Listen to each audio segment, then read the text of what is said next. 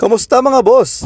Meron na naman ngang nagbigay sa amin ng masarap na inumin. Isa nga to sa matagal na naming follower dito nga sa page namin. Tara mga boss, samahan nyo nga kami ni Boss Madam at tikman na natin to. Let's go!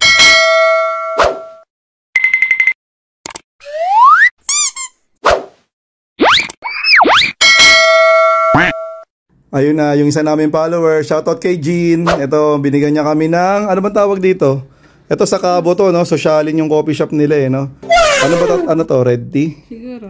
Basta hindi namin alam, ayan. Tapos ito, matcha. Tapos ito.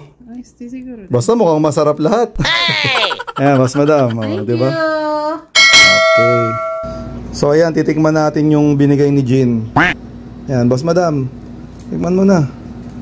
Wala mo nang tumikim. Ayan.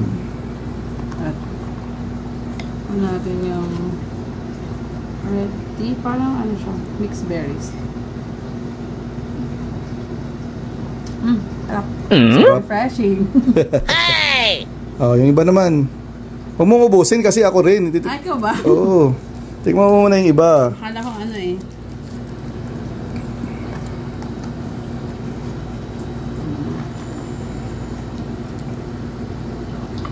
Ito matcha.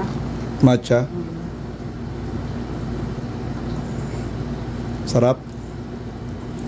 Oh, yung last na. Hindi Ito. ako mahilig sa matcha pero ang sarap siya. Ito naman, This parang one, ano naman to. regular iced tea din.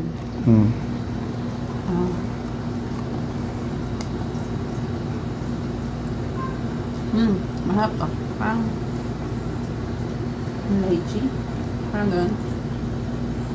Total, 10 out of 10. So ako naman titikim, syempre. Okay. Gin, ang sarap nito, Gin. Ito yung gusto ko. Hindi mo matatry yung iba. Pero parang ito na eh. Ito naman, yung matcha. Ay, hindi ka mahilig sa matcha. Hindi, para lang naman ito siyang tsa, di ba? Hindi pa yung matcha. Okay din siya, pero mas, ano to? Ito naman. Ano ba to? Halo-halo, parang berry, halo-halo siya. Ito siya, may mga berries siya eh, no? So yan, si Gin na yung sasagot. Magko-comment yan dyan. Masarap din yan. Masarap din. Parang, Masarap parang match.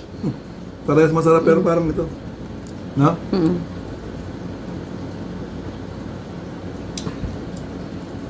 Masarap lahat.